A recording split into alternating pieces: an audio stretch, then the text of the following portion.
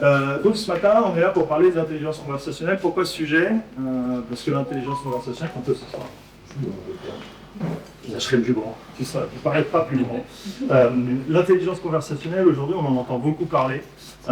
Et on s'est dit, ce matin, on va essayer de démocratiser un peu ça et de donner notre vision de qu'est-ce que c'est que l'intelligence conversationnelle aujourd'hui en 2025. Moi j'ai le rôle facile, je vais tendre le micro et l'objectif c'est un peu de parler de c'est quoi notre vision, qu'est-ce que c'est l'intelligence conversationnelle en 2025 aujourd'hui. Alex, si tu le moi je lance. En fait déjà la base de nos métiers c'est de parler en fait, c'est de parler à nos clients, de répondre à leurs questions. Donc aujourd'hui on a des outils qui nous permettent d'être plus performants pour justement soutenir cette conversation. Et donc quand je dis on, c'est effectivement les collaborateurs dans les centres de contact qui sont qualifiés pour répondre. Ils ont le savoir-être, ils ont la capacité d'écoute et ils ont parfois besoin d'avoir un petit coup de pouce pour savoir quoi dire quand un client les contacte, les appelle, chatte, leur envoie un email et surtout les aider à résoudre le problème qui ont. Donc je dirais aujourd'hui que cette intelligence conversationnelle, c'est ce petit coup de pouce qui va être donné aux agents, aux collaborateurs, qui vont leur permettre de pouvoir répondre plus rapidement et résoudre plus rapidement aux questions des clients. Donc ça c'est ma vision de ce qu'on pourrait appeler l'intelligence conversationnelle. Donc toujours tourner autour de l'agent, donc de l'humain, mais avec un petit coup de pouce aujourd'hui de nos outils. Voilà. Okay. Et toi, je rajouterais à ça qu'en 2025, l'intelligence conversationnelle ne se limite pas au chatbot, mais comme dit Alex, ça nous aide un peu aider nos collaborateurs au quotidien, identifier via par exemple la retranscription des appels, des axes d'amélioration, pouvoir comprendre aussi le besoin réel du client et les aider dans le quotidien pour qu'ils puissent mieux performer. Donc ça a énormément évolué et aujourd'hui, pour moi, c'est devenu un peu un élément clé de notre quotidien dans le service client. Il faut prendre le temps d'utiliser ces intelligences conversationnelles pour nous aider dans le quotidien et pour mieux performer et pouvoir atteindre aussi les attentes des clients, ce qui est très important aujourd'hui. Les clients sont très exigeants, ils veulent tout maintenant, tout de suite. Pouvoir nous contacter via tous les canaux, pouvoir avoir une réponse rapide et efficace. Et c'est un atout de pouvoir utiliser l'intelligence conversationnelle pour pouvoir répondre à leurs attentes.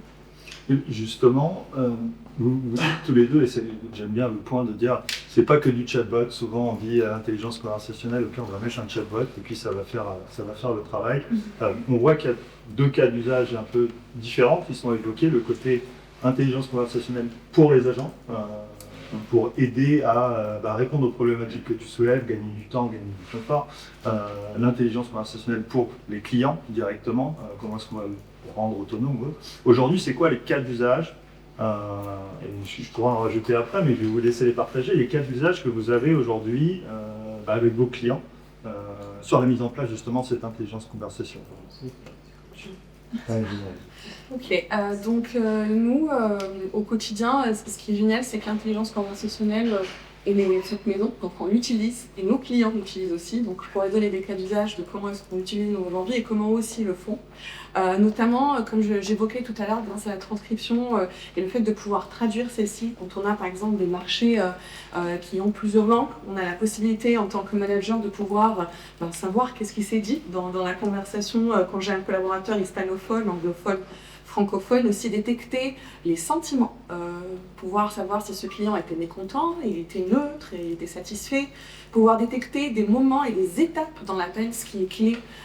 Je vais donner un cas d'usage notamment qui est très important côté service client. Dans le service client, on a besoin de répondre aux appels rapidement, éviter de perdre des appels quand on a notamment un serveur vocal interactif et donc il faut que les appels ne soient pas très longs. Je peux, grâce à l'intelligence conversationnelle, détecter sur un sujet, notamment on va dire un sujet de la configuration, demande d'information, les moments ou les éléments cités par le client ou par mon collaborateur et pouvoir aussi voir le temps de communication lié à ce sujet exact. Et donc sur cette base-là, je vais me dire, ok, je suis dans le rouge, j'ai cette liste de collaborateurs que pour le sujet aide à la configuration, leur temps moyen de communication est plus que la normale.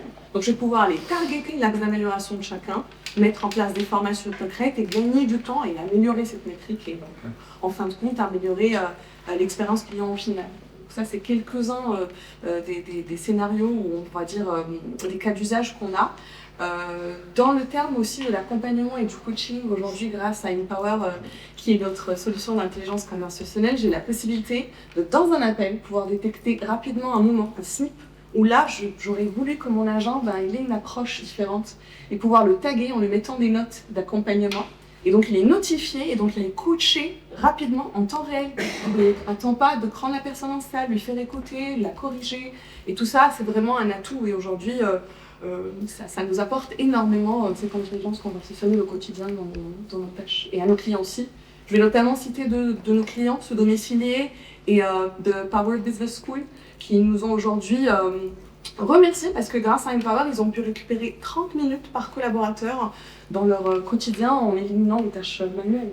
Donc aujourd'hui, ça veut dire que l'intelligence conversationnelle elle permet à ses clients 30 minutes par jour, les agents ils peuvent être du coup consacrés à des tâches peut-être plus forte valeur ajoutée grâce aux éléments que tu viens de partager. Et toi, Alex? Super exemple, effectivement. Donc nous, il y a 3 dimensions chez Zendesk sur la partie IA. La première dimension, tu viens de l'évoquer, elle est très intéressante parce qu'elle est liée aux équipes d'encadrement, à la direction de l'entreprise. Donc c'est donner des outils, donner la possibilité de pouvoir mieux suivre, mieux monitorer l'activité du service client. Donc ça c'est un élément qui permet évidemment de gagner du temps, de la performance, du suivi et de donner aussi des nouvelles directions en termes de qu'est-ce qu'on doit apporter comme discours aux clients, quelles sont les questions les plus récurrentes et comment derrière on va pouvoir améliorer notre produit. Donc ça, c'est des exemples qu'on a aujourd'hui avec certains de nos clients et de nos plus gros clients notamment, parce que ça génère un grand nombre de données, en fait, le service client. Et le fait de pouvoir, grâce à l'IA, taper dans ces données, ça va faire une boucle d'apprentissage pour dire, bah voilà, aujourd'hui, nous, on a énormément de questions sur ce type de produit, sur ce cas, ce problème d'utilisation du produit. Donc derrière, on peut mettre en place des boucles d'amélioration pour justement améliorer le produit, les guides d'utilisation. Et ça, c'est la première dimension qui est une dimension plutôt managériale dans l'entreprise d'amélioration. Il y a 2 autres points sur lesquels nous, on insiste fortement avec l'IA, c'est la partie agent, donc c'est ce qu'on appelle nos copilotes. Donc peu importe le canal de communication, on va pouvoir soutenir le discours de l'agent et lui proposer toujours la prochaine bonne action. Donc dans l'IA, il y a différentes technos, on ne va pas les évoquer ici parce qu'on n'a pas envie de se perdre dans les acronymes et tout ça, mais l'idée c'est de pouvoir quand même donner ce soutien à l'agent dans sa conversation, que ce soit par messaging, donc par chat, au téléphone ou par email. On va toujours pouvoir le soutenir dans la prochaine bonne action, la prochaine bonne étape pour arriver à un but, parce que l'objectif, et c'est d'ailleurs maintenant le positionnement de Zendesk, c'est une plateforme de résolution. Donc, peu importe le canal de communication, Zendesk est là pour résoudre le problème du client et va accompagner l'agent pour arriver à la résolution. Donc on sait que y a des résolutions qui sont simples, une question, une réponse. Quel est l'horaire d'ouverture? Ça, c'est même quelque chose qui pourrait être traité en self-service. Et donc l'objectif de Zendesk dans ce sens-là, c'est d'accompagner les agents pour résoudre le plus rapidement les questions des clients et pourquoi pas nommer ou nominer des parcours clients ou des réponses, des résolutions qui auraient pu être poussées aux clients en self-service. Ça, c'est la troisième dimension de l'IA chez Zendesk, c'est de faire en sorte qu'il y ait une partie des questions qui sont posées aux clients qui sont finalement faciles à résoudre, en tout cas plus faciles désormais avec l'intelligence artificielle et les outils de self-service. On en parlera, je pense, juste après. Mais il y a ces 3 dimensions aujourd'hui qui sont assez intéressantes et sur lesquelles on va pouvoir converser avec les clients avec l'aide de l'IA. Oui, c'est marrant parce que vous avez tous les deux commencé par l'intelligence conversationnelle pour les agents. Le tour de domaine, c'est-à-dire comment est-ce que j'ai fait gagner du temps à mes agents et comment est-ce qu'on a poussé de la bonne information, du contenu, du contexte avec l'intelligence aux agents pour répondre à la problématique du client. Et je pense qu'aujourd'hui, c'est une vraie transition et nous, on le voit aussi chez nos clients aujourd'hui, c'est de se dire on parlait de bots avant, de se dire on veut de l'IA, c'est un bot. Ce monde, il a beaucoup évolué. Et aujourd'hui, c'est de se dire les clients ils sont hyper exigeants, mais ils ont toujours besoin de cette touche humaine. On va en parler justement après. Et comment est-ce que l'intelligence artificielle va nous permettre d'améliorer cette touche humaine au quotidien? Et nous, aujourd'hui, chez nos clients, c'est tout à fait ça. C'est la même problématique, c'est de se dire, oui, on va pouvoir faire du self-service, on va pouvoir diminuer des volumes de demandes, on va dire à faible valeur ajoutée. Tu parlais des horaires, on peut parler des sujets qu'on a chez nos clients, je veux suivre ma commande, je veux savoir où en est rendu mon colis. Concrètement, ça, c'est des choses qui sont techniquement assez simples à mettre en place pour pouvoir nourrir une IA et amener du conversationnel, mais dans cette même veine, on va avoir, oui, j'ai reçu mon colis, mais à l'intérieur, j'ai 2 articles qui sont là, mais pas le 3e. Là, on a besoin d'une touche humaine, on est tous humains, et on a tous besoin de parler de notre problématique.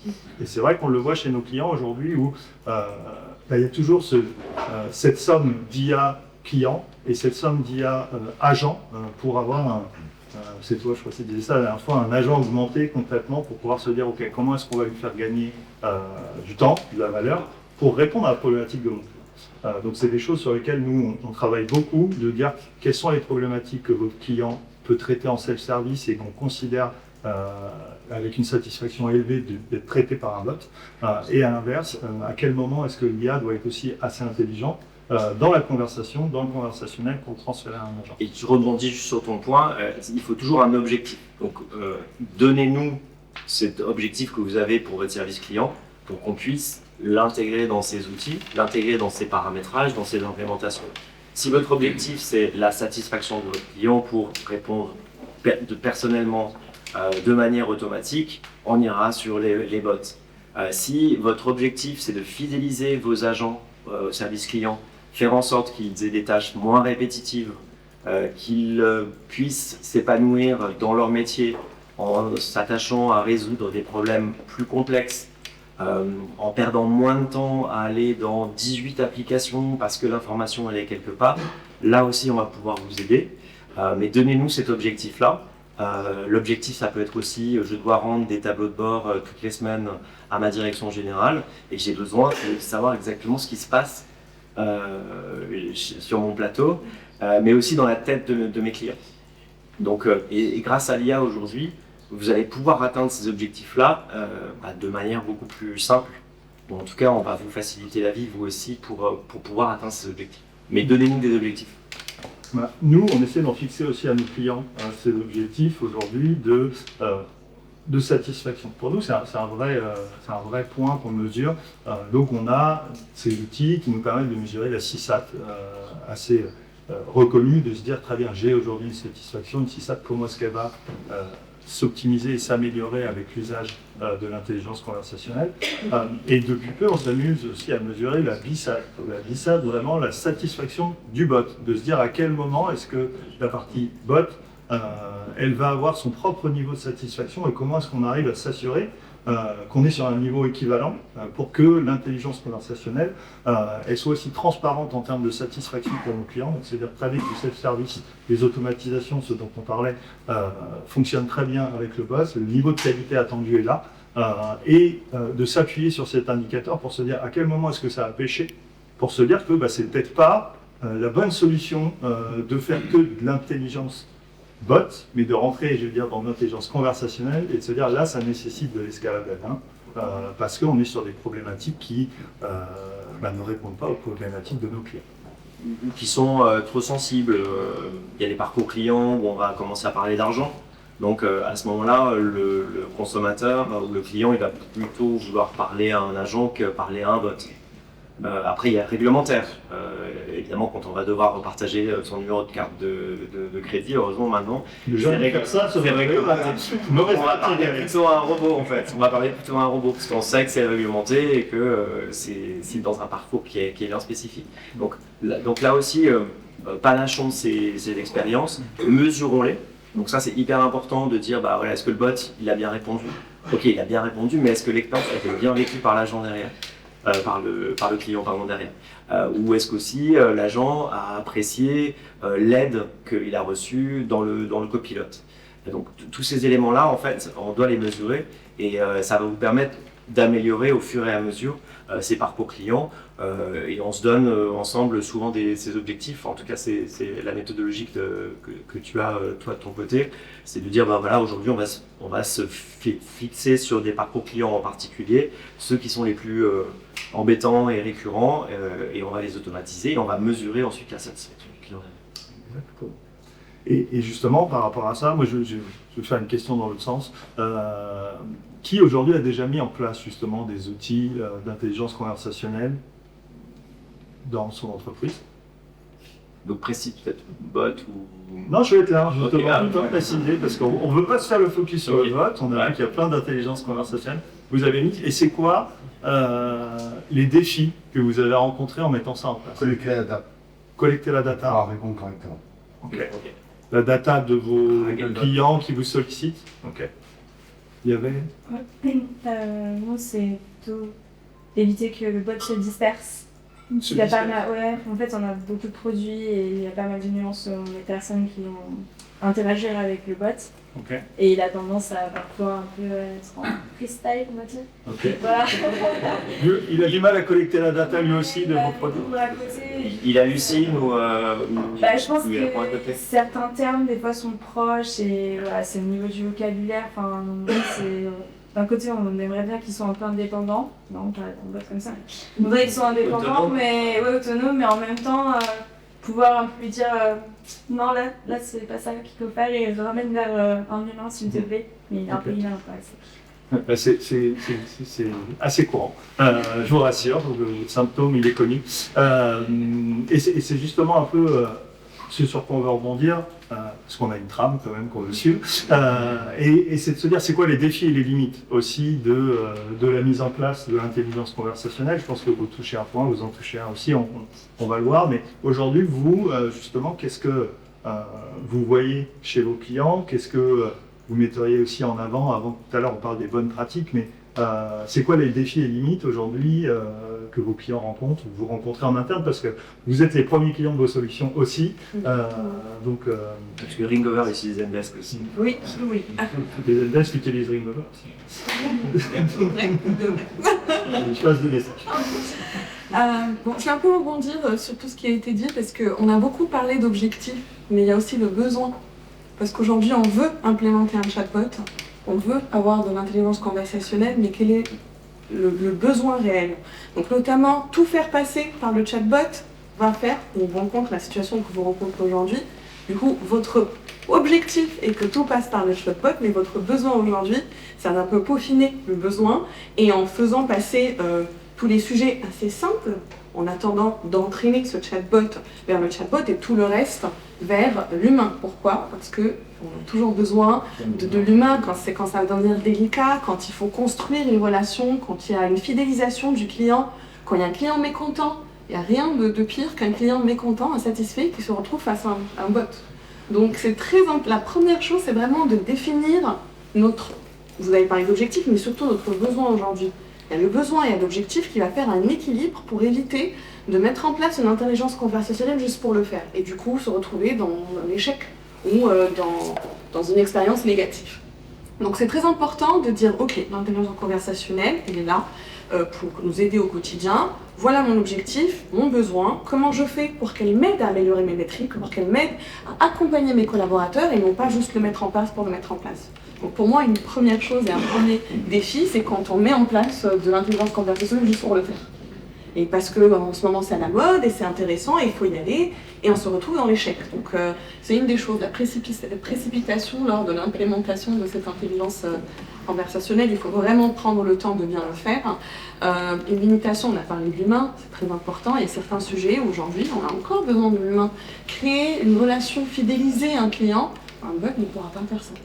Donc c'est aussi une limitation importante. Je te laisse un peu compléter. Ouais, juste pour rebondir sur ce que vous avez évoqué comme défi ou les problématiques qui sont assez courantes quand on souhaite démarrer avec l'intelligence artificielle, c'est qu'est-ce qu'on va dire aux clients. comment on va résoudre son problème. Encore une fois, je reviens à la problématique de base, c'est le client, il arrive, il a une question, vous lui devez une réponse. Et cette réponse, elle doit être la plus simple possible et elle doit suivre aussi vos procédures internes. Donc il y a deux éléments qui existent depuis très longtemps dans les entreprises, c'est le discours client, donc qu'est-ce qu'on va lui répondre, la réponse à apporter. Cette réponse, elle peut être dans une base de connaissances par exemple, elle peut être aussi mise en ligne, les anciennes FAQ étaient là pour ça. Et puis il y a aussi un autre aspect qui est plutôt intéressant je trouve aujourd'hui, c'est la manière dont vos agents vont être en capacité de répondre, et quelles sont les différentes tâches qu'ils vont exécuter pour pouvoir arriver à la résolution de ce problème. Donc aujourd'hui, nous, l'approche qu'on a, c'est ce qu'on appelle des use cases, donc c'est des cas d'usage. Donc on va être en capacité de pouvoir finalement orienter la résolution en aidant l'agent et en donnant au bot, qui est donc un copilote, quelles sont les différentes étapes à suivre pour pouvoir arriver à cette résolution.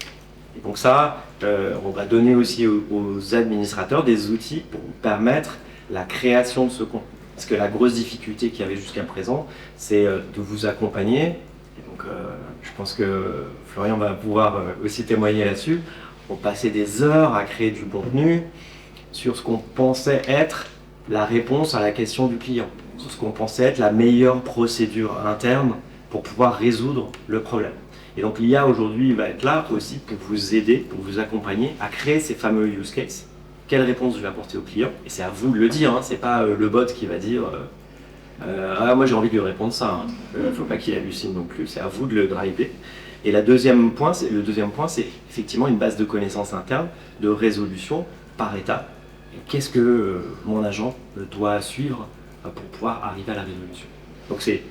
Donc le troisième point, c'est l'administrateur, comment on va l'aider à pouvoir créer ces parce que tu as passé beaucoup de temps avec les bases de connaissances. C'est un peu le point de départ souvent du discours à apporter aux clients ou de la résolution interne. Moi, quand j'ai commencé, il y avait des dossiers en fait avec des papiers, on regardait les procédures et puis on devait suivre une procédure sur papier. Et donc aujourd'hui c'est plus ça. Dans le répondait sur Mini. Aussi, ouais. Il y avait des pilons voyageurs. J'ai une petite question.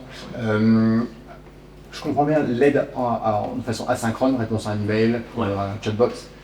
Moi j'ai un cas d'usage qui est de pouvoir aider les clients qui sont au téléphone en temps réel. Est-ce qu'il est possible, en écoutant la conversation, que le chatbot puisse fournir en live des solutions pour aider l'agent justement à répondre?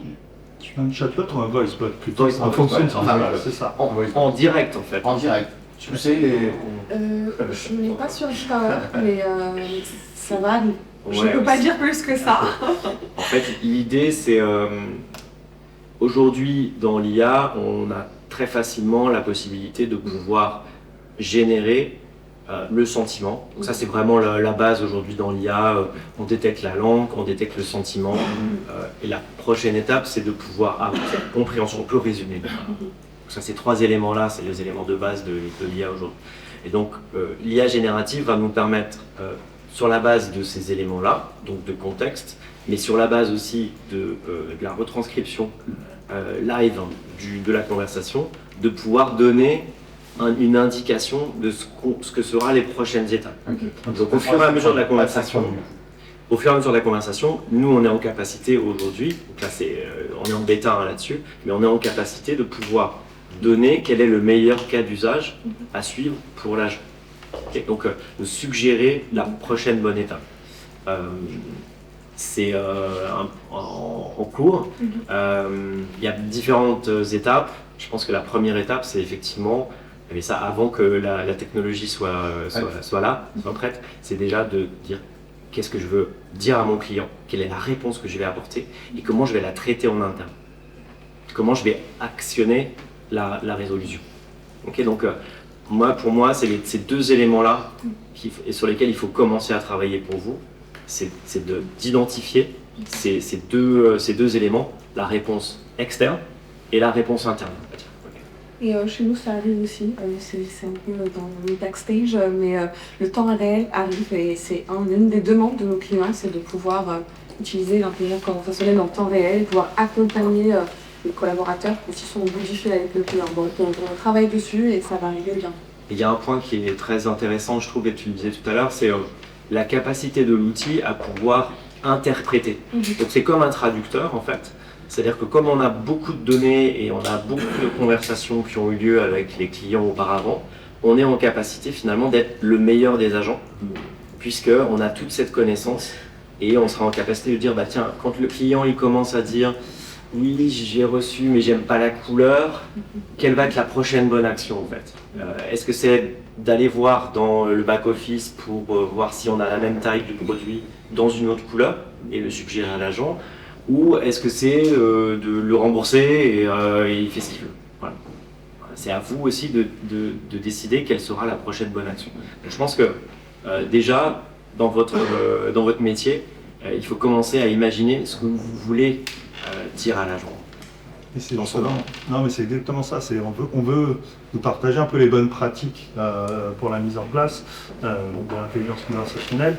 Mais je vais poser une question. Tout à l'heure, il y a 2 personnes qui ont levé la main en disant que vous utilisiez l'intelligence conversationnelle. Et pour les autres, est-ce que c'est un sujet 2025, 2026 pour vous de mettre en place l'intelligence conversationnelle?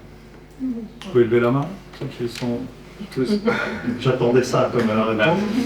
Et du coup, à moi de vous poser la question, qu'est-ce qui fait aujourd'hui que c'est un sujet, c'est une réflexion? C'est quoi les questions que vous vous posez? Parce qu'on est là pour y répondre.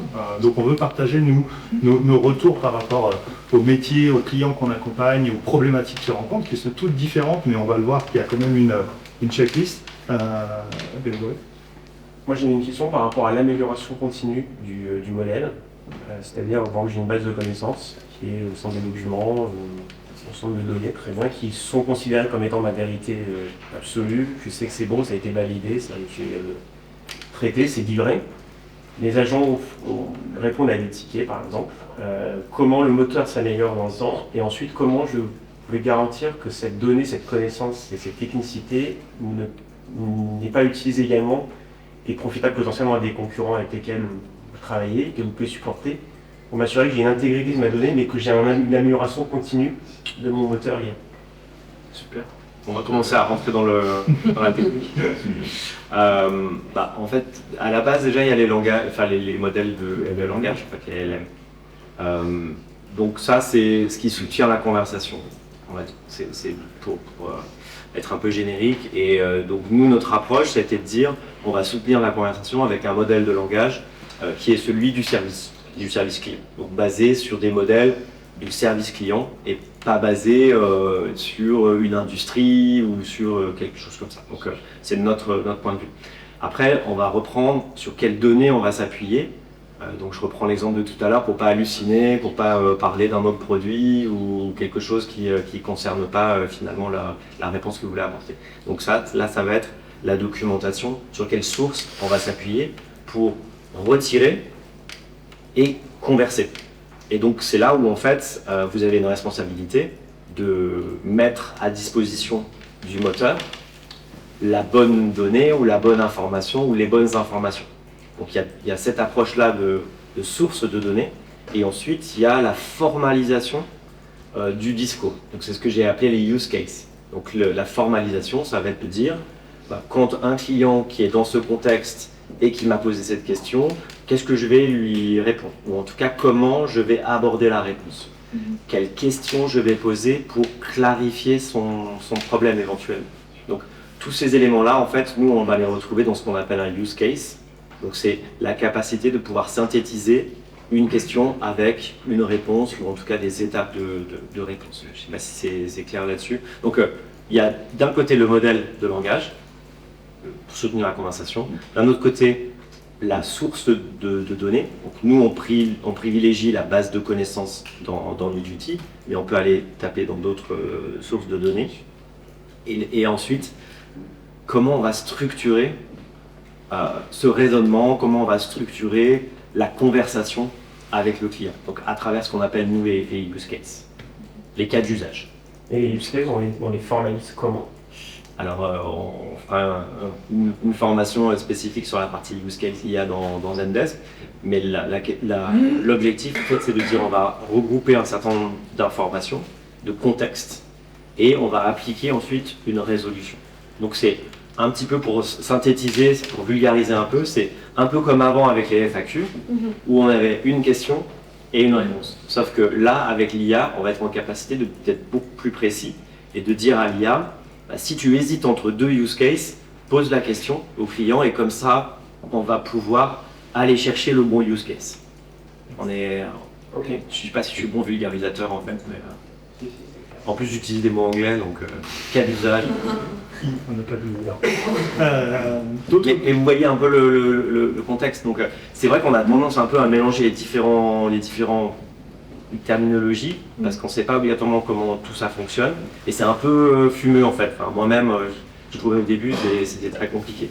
Une fois qu'on a bien compris quel était l'objectif de chaque outil, l'IA en fait c'est un ensemble d'outils qui doivent être utilisés et pour un objectif. Et donc là, nous, dans notre objectif, c'est la résolution. Et est-ce que justement le moteur, comment est-ce qu'on gère l'amélioration par rapport aux réponses des agents? En créant de nouveaux use cases. Donc c'est uniquement par les use cases, c'est pas sur les réponses, c'est pas sur les réponses des tickets. Bah, en fait, l'objectif c'est ça en fait. Hein, c'est Florian, il va être là pour vous accompagner. J'espère qu'il sera là encore longtemps. Il continue à vous accompagner pour justement faire en sorte de pouvoir retirer dans les différents échanges que vous avez vus, les différentes conversations que vous avez eues dans le passé, les nouveaux use cases à créer en fait. Parce qu'on va dire là, j'ai 5 clients qui m'ont appelé, qui m'ont posé la même question, ou en tout cas c'était le même contexte. Et là, j'ai dû créer une nouvelle réponse. Donc, créons ensemble un nouveau use case pour qu'il soit utilisé ensuite de manière un petit peu plus automatique. Je vais juste ajouter. Je suis désolée. C'est aussi l'expertise que vous avez aujourd'hui en interne. Quand tu parles de use case, c'est un peu un système d'entonnoir. Ça commence très grand et ça doit aller jusqu'à la solution avec des ramifications un peu différentes. Et c'est aujourd'hui une expertise que vous avez en interne. Parce que vos collaborateurs connaissent les clients. Ils ont déjà eu une demande générique avec laquelle ils ont réussi, grâce au troubleshooting, d'arriver à la solution. Et donc cette expertise que vous avez en interne, il faut aussi l'utiliser. Et c'est avec ça que vous allez pouvoir créer des use cases qui vont entraîner l'intelligence conversationnelle à être meilleure et à répondre et donner les meilleures solutions aux clients. Donc ça aussi c'est très important. Les personnes qu'on a en interne, le knowledge qu'on a en interne, l'expertise de nos collaborateurs, elle doit être utilisée pour améliorer l'intelligence conversationnelle. Non, mais t'as il y avait une question. Moi, je travaille sur Zendesk. Quand je voudrais être sûre de comprendre ce que vous dites. Les use cases, on parle de macro. Non, alors c'est vrai que le système de macro était là justement pour pouvoir actionner donc dans l'outil. Il y a 9 ans, quand j'ai commencé, on était un outil ticketing. Quand j'ai évolué et maintenant je m'occupe des partenaires, on est plutôt devenu un outil, une plateforme de résolution en fait. Ça veut dire quoi la différence entre les deux? Ça veut dire que désormais, on va pouvoir consolider un contexte et on va pouvoir y appliquer une résolution. Avant, on disait c'est une macro, va nous permettre justement d'avoir plusieurs actions. On va la sélectionner à la main, on va pouvoir la chercher. L'idée de l'IA désormais, c'est d'être d'aller encore plus loin, de ne pas avoir à créer ces macros manuellement et de pouvoir justement s'appuyer sur un use case pour dire voilà comment je vais résoudre, voilà comment je vais taguer les tickets ou comment je vais les qualifier, parce que derrière, ça me permettra d'avoir des statistiques. Et l'IA, en fait, c'est une super macro en fait, enfin, c'est hyper puissant parce que ça va permettre d'aller beaucoup plus loin et de retenir l'information clé qui derrière vous permettra de vous améliorer, de générer des rapports. Pourquoi vous faites des macros? Parce que derrière en fait ça va vous permettre de résoudre plus rapidement les tickets, ça va vous permettre de générer des tableaux de bord basés sur justement les codes de résolution, ce genre de choses. Donc désormais avec l'IA, vous allez pouvoir aller beaucoup plus loin que entre guillemets une simple.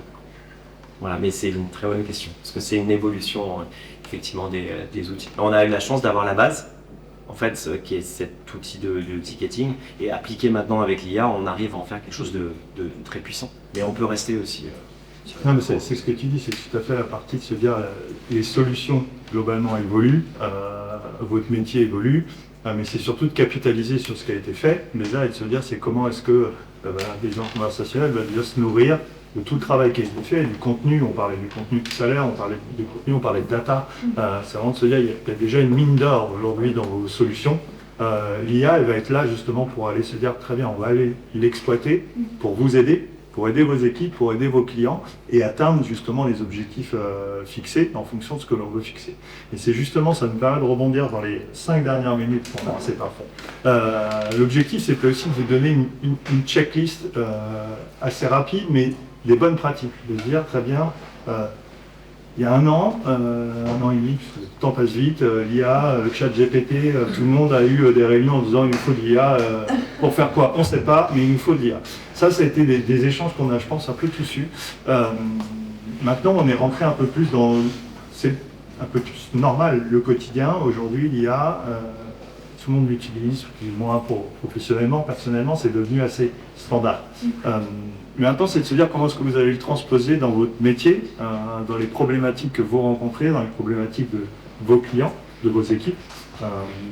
Et c'est de se dire, c'est quoi les 2-3 points que vous metteriez dans la checklist. Et moi, j'ai envie de commencer sur le premier point. Le premier point, c'est que l'intelligence conversationnelle, elle est humaine. En fait, c'est hyper important de se dire ça. C'est que cette intelligence qu'on doit apporter à nos clients et à nos agents, il faut rayer cette idée de coup de fil que je recevais il y a 1 an et demi, de me dire il me faut de l'IA, je peux me séparer de mes agents. Ça, c'est faux. C'est pas ce que les gens attendent et c'est pas ce que souhaite apporter l'IA. L'IA, elle est là vraiment pour apporter me séparer de mes agents sur des cas d'usage qui sont à faible valeur ajoutée. Oui, 200%. À quelle heure vous êtes ouvert? Même vos agents, tout le monde sera content de se dire j'ai plus à traiter à quelle heure c'est ouvert parce que c'est écrit en gros sur mon site internet, sur ma porte et partout sur Google. L'IA, elle est là surtout pour se dire on va diminuer ce volume de demandes à faible valeur ajoutée, mais surtout je vais aider mes agents à se consacrer aux problématiques à forte valeur ajoutée qui répondent aux clients insatisfaits, aux clients qui ont des problématiques qu'on évoquait tout à l'heure. Mais ça, c'est vraiment la première case à cocher, c'est de se dire l'intelligence conversationnelle, elle est là pour accompagner ma stratégie et pas pour supprimer des demandes. Monsieur Corin, ouais. Par rapport à ce que tu disais là sur l'IA, il y a une grosse crainte pour notre part des agents, simplement, par rapport à ce que tu disais, d'être remplacé un jour par l'IA, donc les humains, et d'être remplacé par des machines, par l'ordinateur. Et ça, c'est quelque chose, depuis qu'on a lancé Zendesk, où il y a ces choses-là, j'entends, ah mais un jour on va être remplacé par un justement, l'IA il a aidé, j'espère, et pas remplacé peut-être, dans 10 ans, 20 ans. Mais cette crainte-là, effectivement, commence à l'entendre. Et ben on n'a pas prévu ça, mais c'est parfait. C'est le point 2 de notre checklist, c'est accompagner le changement. C'est ça aussi en fait la réussite de l'IA, c'est d'accompagner le changement et d'accompagner les équipes sur le pourquoi de la mise en place de ces solutions. C'est vrai pour l'IA, c'est vrai pour fondamentalement tout type de solution, c'est de l'accompagnement au changement et de se dire on ne peut pas prévoir dans 10 ans où est-ce qu'il en est. Moi j'aime bien utiliser la phrase plutôt de dire non, on ne va pas remplacer un agent par l'IA dans 10 ans. Mais par contre, tous les agents utiliseront l'IA dans 10 ans. Et ça, pour moi, je ne vois pas dans le futur, mais je pense que c'est une évidence aujourd'hui, vu comment la transition est. C'est plutôt de l'amener de cette façon-là et de se dire comment est-ce qu'on fait un agent amélioré pour la facilité de travail au quotidien. Et c'est plutôt effectivement ce sujet de... C'est ça. En fait, j'aimerais bien même utiliser un paradoxe, c'est comment rendre plus humain un agent grâce à l'IA. En fait, c'est aujourd'hui, je ne sais pas si vous vous rendez compte, mais vous demandez à vos agents d'appliquer un certain nombre de process, de procédures qui les rendent un peu robotiques et qui les fait finalement dévier de la conversation qu'ils ont avec le client. Le client, ça devient un ticket, ça devient un cas, ça devient un problème. Donc, si l'IA peut être là pour les alléger un petit peu dans les 18 écrans qu'ils ont, parce que vous savez, comme ils ont tous un peu, ils ont 2 écrans, mais ils ont 18 applicatifs derrière. Si vous pouvez les aider à justement rendre le discours un petit peu plus humain et les délester un peu de cette charge de « ah oui, il ne faut pas que j'oublie de faire ça, de demander ça, de faire ça », ça les rendra peut-être plus humains et moi je suis peut-être un peu... mais l'utopie elle est là en fait, c'est-à-dire rendre plus humain grâce à l'IA. J'ajouterais juste à ça, l'être humain il est réticent au changement. Donc pour éviter de se retrouver dans ces situations, il faut vraiment les impliquer depuis le début. Ok, comment est-ce qu'on peut vous aider, mieux vous accompagner, quel est votre besoin, et introduire tout doucement cette intelligence conversationnelle. Et quand ils vont être impliqués dans la prise de décision et déterminer le besoin et quels sont les éléments bloquants pour eux, il y aura moins de réticence à ce changement. Ils vont mieux l'accepter, ils vont l'adhérer, ils vont même l'aider pour pouvoir la développer et l'améliorer. Donc c'est vraiment très très important d'impliquer les équipes depuis la première minute. Mais moi j'ai une question. Alors je ne dis pas que c'est ce que je veux, mais pourquoi justement les agents IA ne remplaceraient-ils pas les agents humains? Dans le sens où si j'ai tous mes use cases, que c'est rodé, que je l'alimente tout le temps. Est-ce que c'est pas votre ADN de marque peut-être? Enfin, peut-être que ce que vous voulez incarner dans la marque de votre entreprise, même si vous êtes B2B, c'est pas parler à un robot, c'est justement profiter de la question posée par le client, du problème qu'il vous apporte, pour le résoudre, et puis pour lui parler de vos produits, pour lui parler d'autres choses, et rendre du coup votre marque plus attachante, plus humaine, et puis personnalisée. En fait, il y a cette notion qui est un petit peu bizarre aujourd'hui, c'est qu'on a plein d'outils, on a plein d'aides, mais la conversation elle n'est pas très personnalisée, elle n'est pas très humaine en fait. Donc si ça peut aider, ce serait bien. C'est aussi une façon de créer des relations en fait. Oui. C'est vraiment hyper important. Je pense aujourd'hui qu'on est tous consommateurs clients et on va plus facilement parler d'autres marques en se disant à un moment donné j'ai un problème, j'avais pas envie de parler à un conseiller, j'avais pas envie d'appeler, j'avais pas d'éclair, le chatbot il a répondu en 3 minutes, c'est parfait, j'étais bloqué, j'avais pas mis dans tout le temps. Mais à un autre moment, j'ai eu un problème, je reprends mon cas de figure, il me manquait des éléments dans ma commande, j'ai clairement pas envie de parler à un chatbot qui peut traiter tout seul des choses, mais j'ai envie de parler à Alex qui me dit « Florian, j'ai compris, vous savez quoi, je vous appelle, parce qu'on va régler ça au téléphone dans 3 minutes. » Et ça, cette expérience, moi je vais la diffuser, de dire « Franchement, j'ai eu un problème, mais en fait, c'était pas un problème, j'ai eu une solution, c'est surtout ça. » Et je pense qu'aujourd'hui, les limites, en tout cas de l'intelligence conversationnelle, si on s'arrête à un bot pur et dur, c'est qu'on va casser aussi ces relations et ces images de marque comme vous dites. Et je pense, après, on est là à se positionner comme des experts, en tout cas de notre métier, mais en tout cas, je pense que c'est vraiment quelque chose d'hyper important de garder cette relation humaine. Mais effectivement, et on le voit aujourd'hui, on a beaucoup d'entreprises qui transitent sur peut-être moins d'agents consacrés à faire du service client au quotidien, mais qui vont être consacrés à faire d'autres tâches au sein de l'entreprise, à optimiser des process, à travailler sur des sujets de fond, plutôt que de se dire je suis ouvert de 9h à 18h du lundi au vendredi, qui, même à terme, fatigue, je pense, pour l'avoir fait il y a quelques années, le travail du quotidien. Est-ce que c'est pas un tropisme générationnel? Je donne des cours à des étudiants en école de commerce. Ouais. Parce qu'ils ne veulent pas parler à une personne, jamais. Moi, je ne veux pas parler à une personne non plus, pourtant je suis plus la même génération.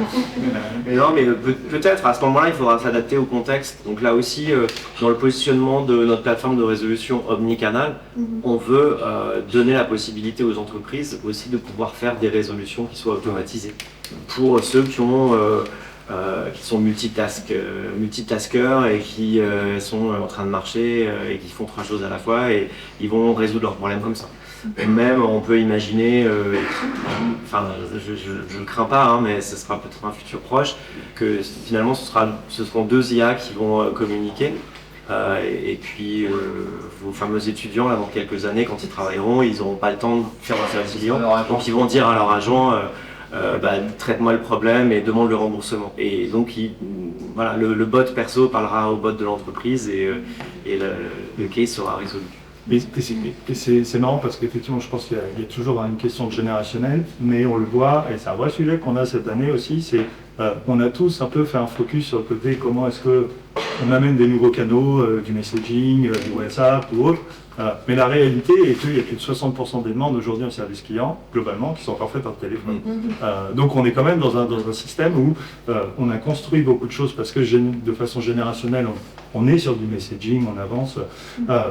Mais la réalité fait que dans les clients du quotidien, et cette discussion si on a dans 20 ans, elle sera peut-être très différente, mais dans le quotidien aujourd'hui, c'est un faux c'est un faux préconçu de se dire on peut enlever le téléphone sur une majorité des marques.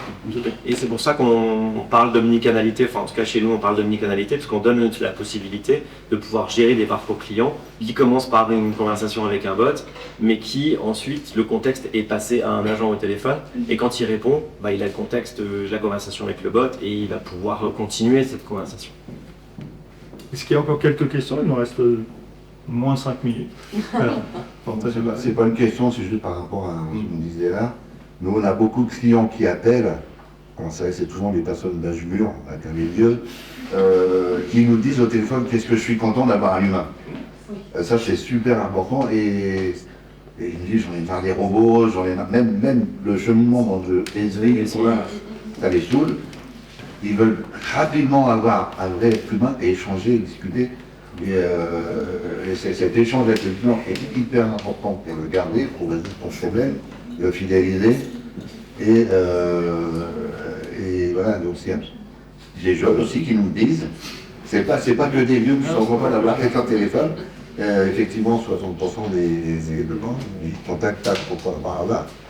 Et ça, c'est important aussi d'avoir cette réflexion. Est-ce que vous voulez faire un petit mot de la fin? Prendre le temps de la fin, on va clôturer.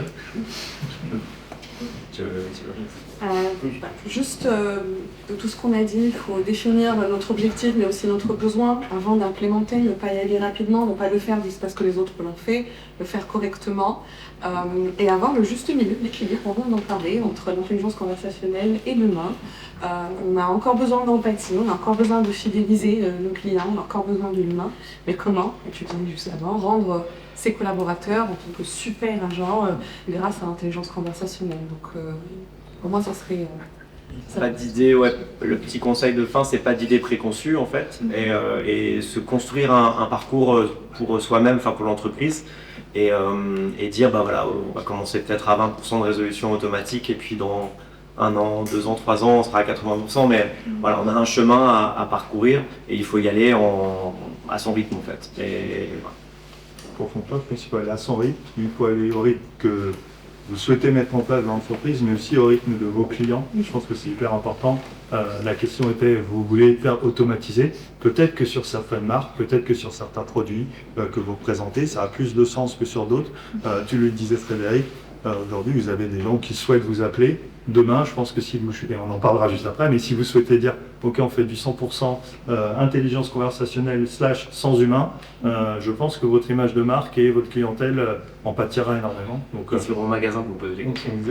Non, mais voilà, ça déversera un peu les flux ailleurs, mais et on va en parler juste après, mais l'idée, c'est vraiment de garder en tête quels sont les objectifs que vous souhaitez mettre, les attentes de vos clients, et de garder l'humain au cœur de cette intelligence conversation. Voilà. Belle phrase pour terminer. Merci. En tout cas.